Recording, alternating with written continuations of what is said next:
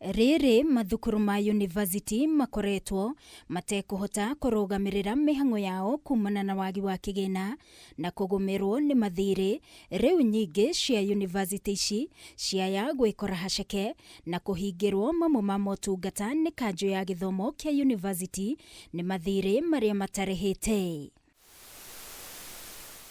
Akiaria riria gucereirwo ni kamiti ya bunge igi githomo iria itongoragio ni mubunge wa Tenderet Julius Meli, murugamiriri wa kanju ino Mike Kuria augite gugikinyeria mweri wa 6 mwaka uyu wa 2025 thiiri uria matarihitwo ni ma university warugameire ciringi mirioni 935 724,376. First of all, we have asked universities to get into arrangement with us, an agreement. We appreciate the difficulties that they are going through, but they have made installment agreement. And as long as they are paying, we are okay. If they stop paying that, then we block them from being able to access our systems in terms of services. And that has helped in particular ways. Some universities have already started paying. That's one of the reasons why I mentioned that the 935 million maybe has reduced a little bit. Na kuona kanju ino niyo ihitukagia ukinyaniru wa mathukuru mbere ya mahetwo marua, kamiti ino ni hinyiriirie kanju ino kwarira mitaratara mikinyaniru ya kuhitana no heani wa certificate cia mathomo cia maheni, makiuga ona mathukuru maria maraheana mathomo mohunjia ni mafatie kumurikwo. About 4 cases on that whole question of fake degrees. Because we would like to have it stopped, and we have engaged even this DCI to help us, because some of those places we cannot be able to do it ourselves.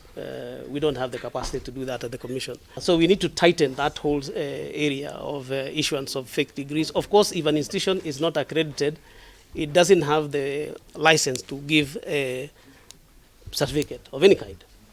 And so we get rid of all those operating illegally, but we also have a policy on how that can be used so that we don't have a proliferation of people carrying these titles around when they don't deserve them. The religious institutions operate without any regulations. They always invoke the name of God, and they just want to operate illegally. What are you doing to ensure that they either do self-regulation or you oversight them?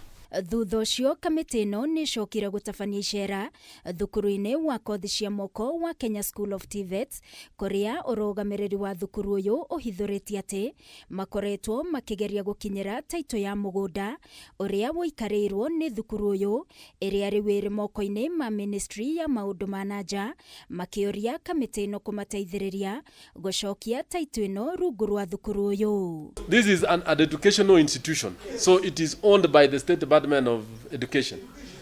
So we are going to summon the CS Education and CS Foreign Affairs. We have written 4 times.